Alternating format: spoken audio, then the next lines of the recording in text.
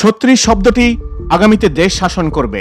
বাংলাদেশের জুলাই 2024-এর গণ আন্দোলনে 36 দিনে অর্থাৎ জুলাই মাস লম্বা হয়ে 36 জুলাই পর্যন্ত চলে গিয়েছিল সেই ফ্যাসিস্ট শেখ হাসিনাকে বিদায় করতে।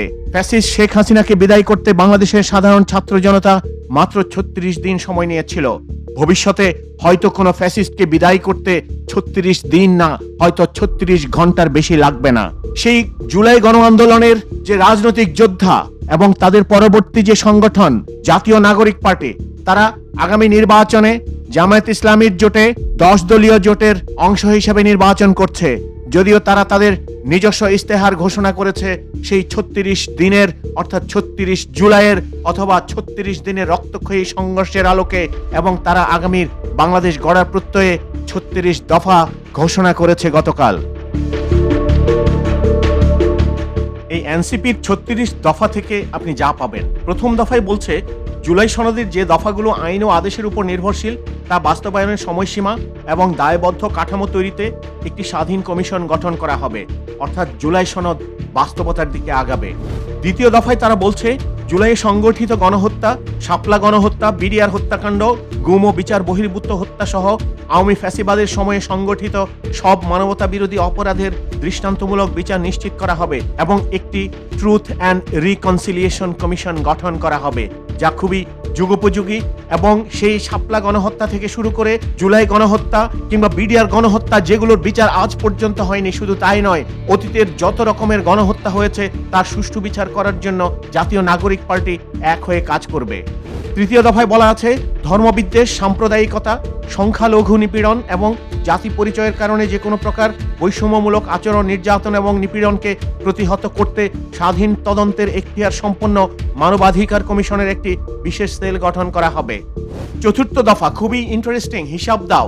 মন্ত্রী, এমপি সহ সকল জনপ্রতিনিধি এবং উচ্চপদস্থ সরকারি কর্মকর্তাদের বাৎসরিক আয় ও সম্পদের হিসাব, সরকারি ব্যয় এবং বরাদ্দের বিস্তারিত হিসাব দাও পোর্টালে সুস্পষ্টভাবে প্রকাশ এবং হালনাগাদ করা হবে। পঞ্চম দফায় আমলাতন্ত্রে ল্যাটারাল এন্ট্রি বৃদ্ধি করা হবে এবং স্বাধীন পদোন্নতি কমিশনের মাধ্যমে সরকারি চাকরির শতভাগ পদোন্নতি পারফরমেন্স ভিত্তিক করা হবে। পে স্কেল মূল্যস্ফীতির সাথে সামঞ্জস্য রেখে প্রতি বছরে হালনাগাদ করা হবে এবং পে স্কেলে ইমাম, মুয়াজ্জিন, খাদেমদের অন্তর্ভুক্তি নিশ্চিত করা হবে। এর কিছু কিছু কাজ বর্তমান অন্তর্বর্তী সরকার অথবা এই অন্তর্বর্তী সরকার যারা ছাত্রদের সরকার নামে পরিচিত, তারা মুয়াজ্জিন এবং খাদেমদের জন্য নতুন পে স্কেল ঘোষণা করেছে। ষষ্ঠ দফায় বলা আছে কার্ড নিয়ে। বাংলাদেশে কত রকমের কার্ড আছে? হলুদ কার্ড আছে, লাল কার্ড আছে, ভিজিএফ কার্ড আছে।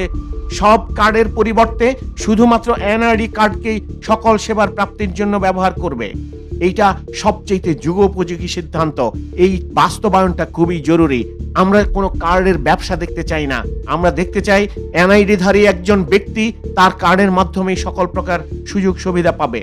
সপ্তম দফায় জাতীয় ন্যূনতম মজুরি ঘন্টায় 100 টাকা, অর্থাৎ মাসে প্রায় 24,000 টাকার মতো সর্বনিম্ন বেতন নির্ধারণ করা হবে, যা বাংলাদেশের বর্তমান মূল্যস্ফীতি এবং বাজার মূল্যের সাথে সামঞ্জস্য রেখে করা খুবই গুরুত্বপূর্ণ। অষ্টম দফা টিসিবির বিদ্যমান 1 কোটি স্মার্ট ফ্যামিলি কার্ড ব্যবস্থাকে ট্রাকে লাইনে দাঁড়িয়ে নয়, বরং নিবন্ধিত মুদি দোকানে ব্যবহারযোগ্য করা হবে। তবে বিগত জীবনে সার ডিলারদেরকে নিয়ে যে কেলেঙ্কারি হয়েছে সেখান থেকে দূরে থাকতে হবে। দফা 9 বাড়ি কাঠামো।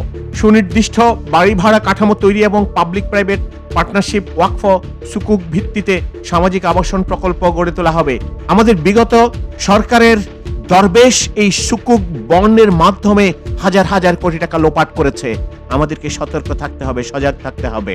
দফা 10 গরিব ও মধ্যবিত্তের উপর করের বোঝা কমিয়ে কর ফাঁকি বন্ধ করে কর জিডিপি 12% উন্নীত করে শিক্ষা, স্বাস্থ্যে বিনিয়োগ করা হবে এবং ক্যাশলেস অর্থনীতি গড়ে তোলা হবে। 11 দফায় পরিকল্পিতভাবে এলডিসি উত্তরণের জন্য আগাম এফটিএ, ফ্রি ট্রেড এগ্রিমেন্ট, সিইপিএ করা হবে। রপ্তানি বৈচিত্র্য এবং নতুন শিল্প গড়ে কর্মসংস্থান সৃষ্টি, আর্থিক খাতে শৃঙ্খলা ফেরানো, ইচ্ছাকৃত ঋণ খেলাপিদের বিরুদ্ধে কেন্দ্রীয় ডেটাবেস, কঠোর আইন, সম্পদ বাজেয়াপ্ত এবং রাজনৈতিক অধিকার প্রত্যাহার নিশ্চিত করা হবে। দফা 12 স্থানীয় এবং বিদেশি বিনিয়োগকারীদের জন্য ব্যবসার রাজনৈতিক ব্যয় শূন্যে নামাতে চাঁদাবাজি সম্পূর্ণ বন্ধ করা হবে। 999 এর মতো হটলাইন চালু এবং জিরো টলারেন্স নীতি কঠোরভাবে বাস্তবায়ন করা হবে। সময় বলবে কতটুকু কি করতে পারে। দফা 13 মূল্যস্ফীতি 6%-এ নামানো হবে। ভুয়া এবং বিভ্রান্তিকর অর্থনৈতিক ডেটা প্রকাশ বন্ধ করা হবে। রেগুলেটরি প্রতিষ্ঠানের পূর্ণ স্বাধীনতা এবং স্কুল ভিত্তিক আর্থিক শিক্ষা চালু করে জনগণের সঞ্চয় এবং ভবিষ্যৎ সুরক্ষিত করা হবে। দফা 14, ভোটাধিকারের বয়স হবে 16 এবং তরুণদের কণ্ঠকে প্রাতিষ্ঠানিক এবং কার্যকর করতে ইউথ সিভিক কাউন্সিল গঠন করা হবে। যদিও 16 বছরের একজন বাংলাদেশের সাধারণ ছাত্র জনতা হয়তোবা সিদ্ধান্তহীনতায় থাকে, যারা বাবা মায়ের সিদ্ধান্তের উপর নির্ভরশীল, সেক্ষেত্রে 16 বছর করাটা খুব একটা যৌক্তিক হবে বলে মনে হয় না। এবং এটা ঠিক যে ভোট দেওয়ার অধিকার বা বয়স এমন একটা সময়ে দেওয়া উচিত সে যখন তার দেশ, জাতি, তার ভাষা, সংস্কৃতি, অর্থনীতি সবকিছু বুঝতে পারে। অর্থাৎ ভোটাধিকারের বয়স কখনোই 25-এর নিচে নামানো ঠিক হবে না। দফা 15, আগামী 5 বছরে দেশে 1 কোটি সম্মানজনক কর্মসংস্থান সৃষ্টি করা হবে, যা বিএনপির প্রস্তাবিত 15 মাসে 18 মাসে 1 কোটি কর্মসংস্থান তার চাইতে অনেক বেশি ভালো প্রস্তাবনা এনসিপি নিয়ে এসেছে।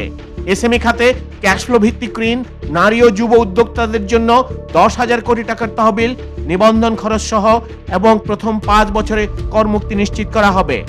দফা 17, শিক্ষা সংস্কার কমিশন গঠন করে বিদ্যমান সকল ধরনের শিক্ষার মাধ্যম এবং পদ্ধতিগুলোর একটি যৌক্তিক সমন্বয় করা হবে। শিক্ষকদের জন্য পৃথক বেতন কাঠামো বাস্তবায়ন এবং 5 বছরে 75% এমপিওভুক্ত শিক্ষা প্রতিষ্ঠান জাতীয়করণ করা হবে।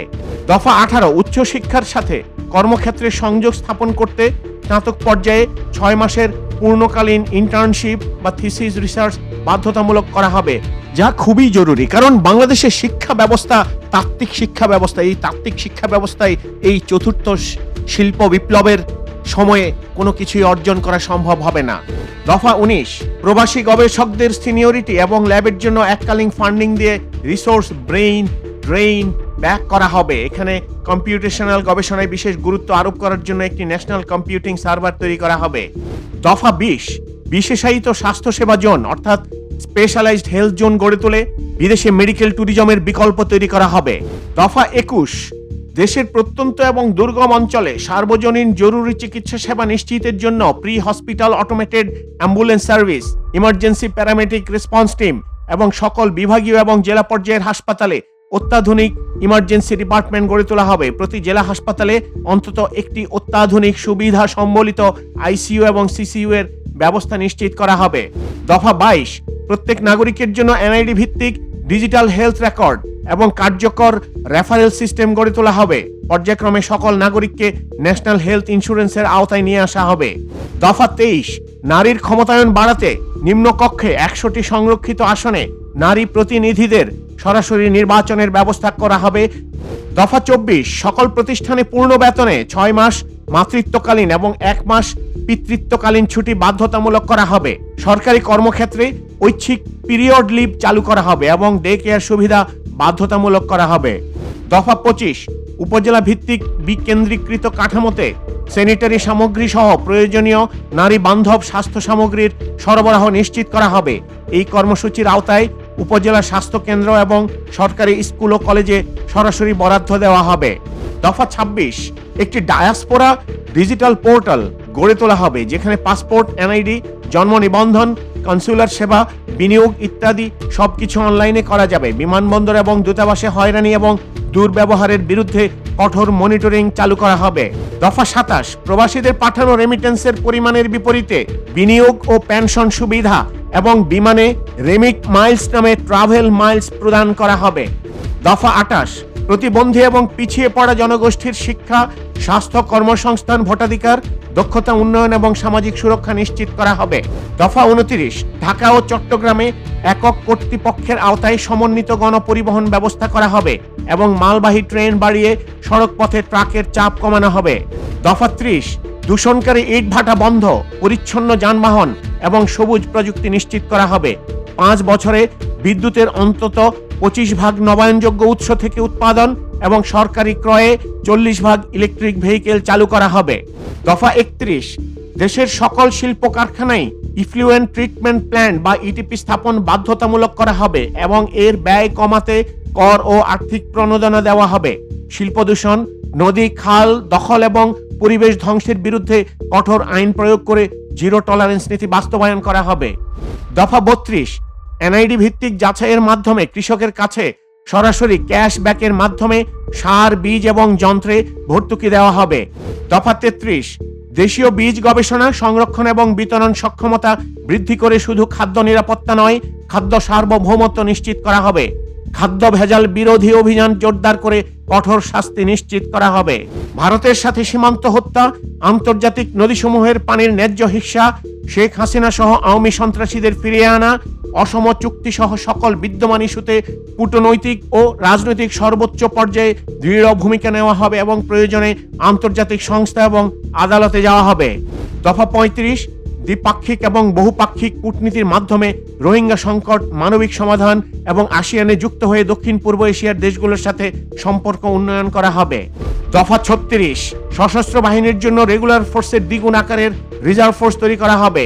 5 বছরের সেনাবাহিনীতে একটি ইউএভি ব্রিগেড গঠন এবং মাঝারি পাল্লার অন্তত 8টি surface two air missile battery অধিগ্রহণ করা হবে। 36 জুলাইয়ের যোদ্ধাদের এই 36 দফা নির্বাচনী ইশতেহার, জুলাই সনদ বাস্তবায়ন সহ এই 36 জুলাইয়ের স্পিরিটকে ধারণ করে বাংলাদেশ নতুন গন্তব্যে পৌঁছে যাবে, এটাই বাংলাদেশের সাধারণ মানুষের প্রত্যাশা।